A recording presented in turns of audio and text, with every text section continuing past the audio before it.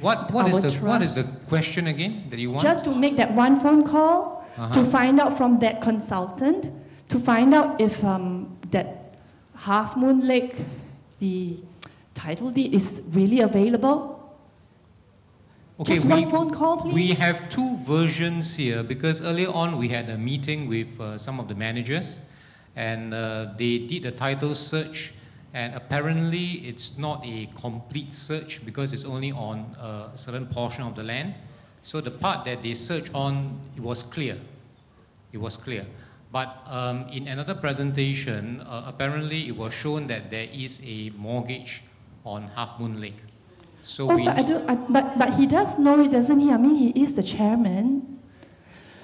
Well, I'm sorry, I'm just so flustered. I just want that phone call to that one consultant who... No, the consultant is in Singapore. Oh, wonderful. He made that comment. Hello, my name is Lisa. I believe I was the one who said that the title search was done on Half Moon Lake and that it was clear. But Mr. Chairman says that no, there was a mortgage. And then I think Edwin, or maybe Chairman himself, said that there was a mortgage given out to EMIC, EMIC, yeah? So what I'd like to know is this. If EMIC has taken a mortgage on it, how can that be? Because EMIC came into being only after Half Moon Lake was completely sold to us. That means you have received the proceeds from Half Moon Lake. You could have paid off any mortgage.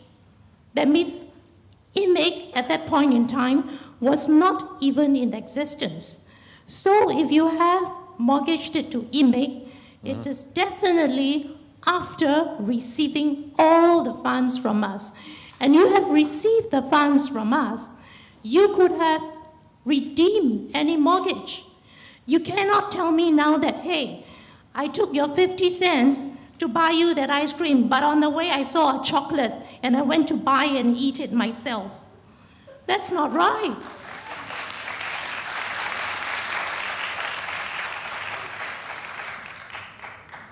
Well, to be quite honest with you, there's some confusion about Half Moon Lake.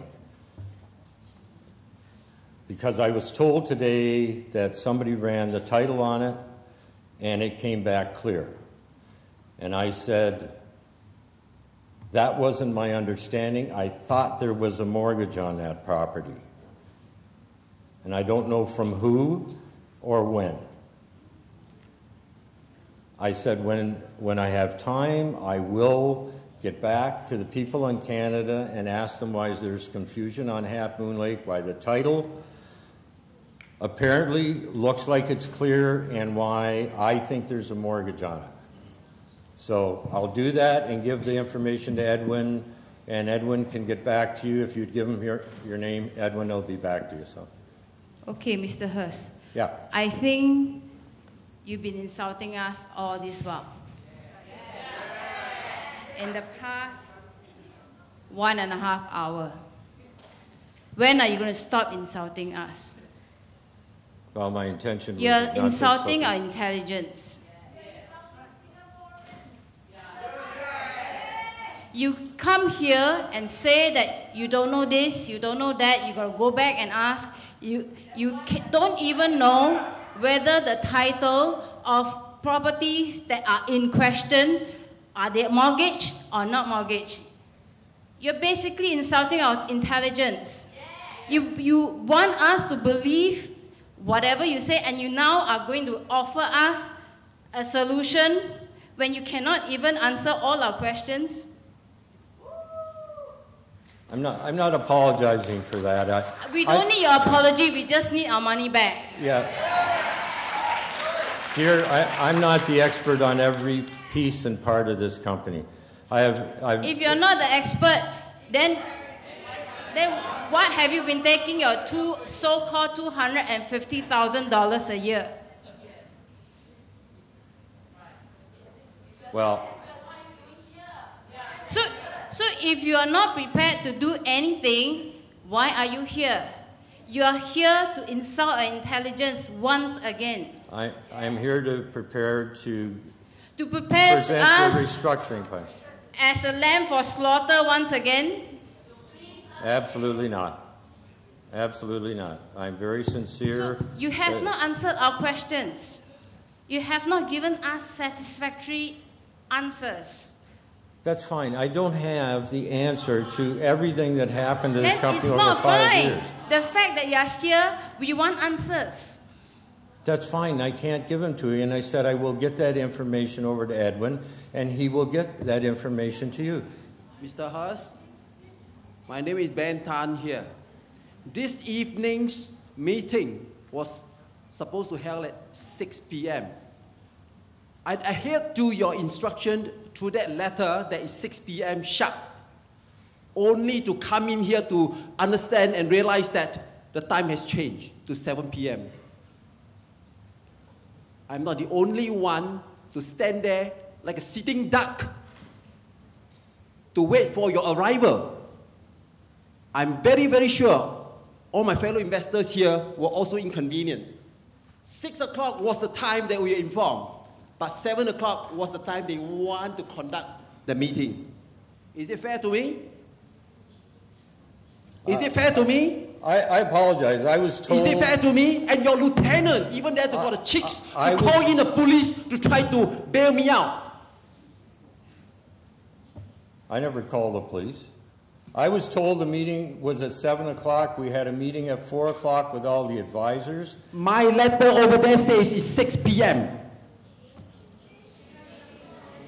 Okay, it was changed, but I was kept in the dark. Mr. Tan, we have talked about this previously. You did not register, which is why... I am not talking to you. Speak when only you're spoken to. And don't be rude. Am I rude? Mr. Chairman, I'm directing my question to you. Calm down. You want to calm down? Then I'll go a step further. I have bought an insurance against my investment. How come that insurance is bought through a subsidiary company of Edgeworth and not an independent insurance company? Ladies and gentlemen, please be clear. When we buy the insurance against our investment, that insurance company must come from an independent company and not company related to Edgeworth. You think I'm a fool? I'm not born a guinea pig, just so that you know.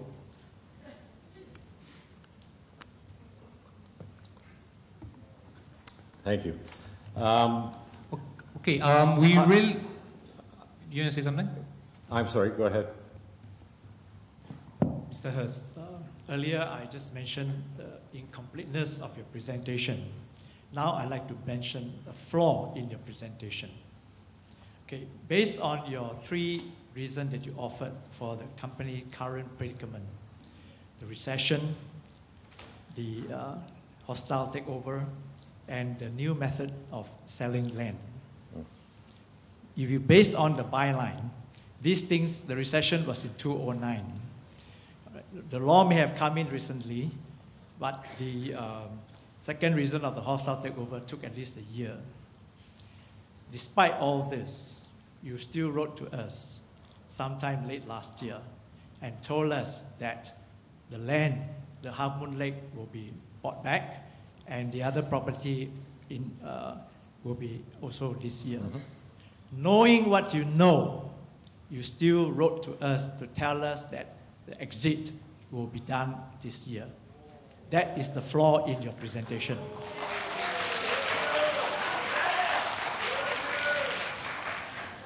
So that is essentially the credibility. If you are not able to explain this, I think you don't need to waste our time making presentation on any solution. Well, first of all, we were always confident we could raise the funds to pay out the exit. We have a condo project. It was 131 units in Spruce Grove. We felt that that particular project would be totally sold out, which would bring in excess of $23 million worth of profit into the company. We had equity partners that were interested in coming in and investing money into the company that we could use partially for exits. We expected that we would be able to take some of the sales revenues from Canada and specifically put in to the exit, so we had a combination of things that we were confident would work. Unfortunately, it didn't work that way. So hence, we couldn't meet our expectations on the exit or the titles. I know your negative feelings and you have them off your chest, and I still think if you want, Wayne is more than happy to present to you the restructuring plan for the company. And if... Mr. Hurst, may I have your attention, please? I want to know how long will you be in Singapore? I'm sorry? I would like to know, on behalf of all the investors here, how long will you be staying in Singapore? I arrived last... No. How long will you be staying here? Wednesday morning, I have to leave to go to Malaysia. Is it possible within this time frame for you to come up with the numbers for us and propose another meeting instead of wasting our time? Because obviously you do not know the facts and you do not know what happened to the company.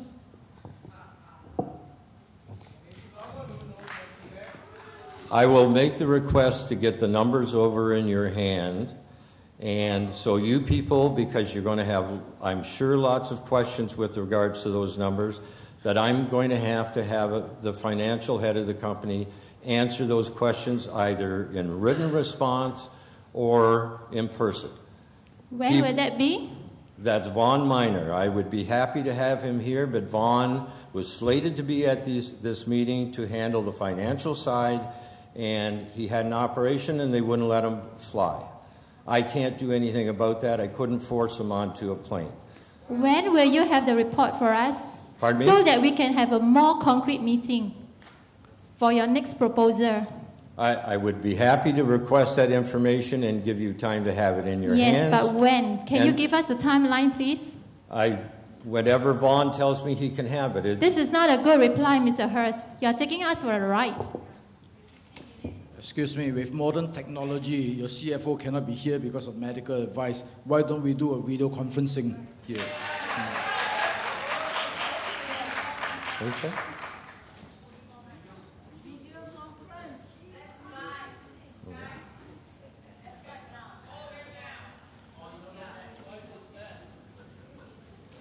Well, I can't answer that. I never thought of having a video conference with the CFO on the line. So.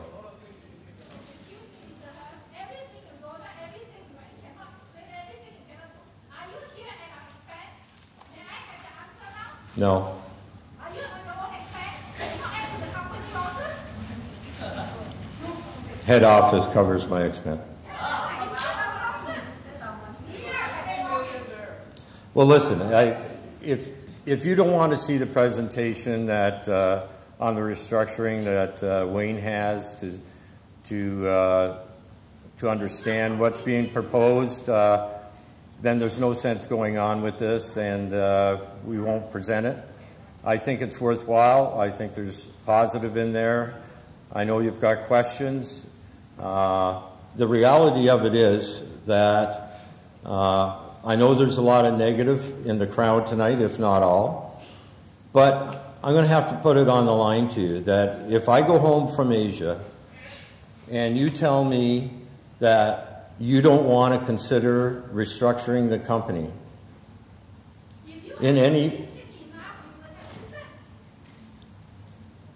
If you don't want to restructure the company, or at least interested in getting all the details of that with regards to, so the experts can come over here in 35 or 40 days and explain all the detail on what it means to you, how much you will get for your unit when it's transferred into mutual fund trust, how you will get annual returns on it, and I think it's all very sensible. It's a great way to go, and it's much better than going back and finding out the company isn't able to survive and it goes into bankruptcy or receivership, and your chances of getting anything is slim to nil.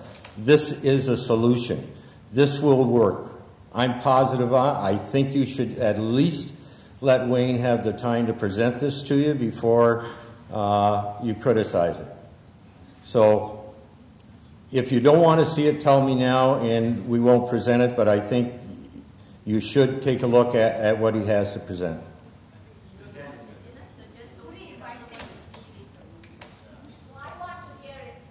You want to hear it?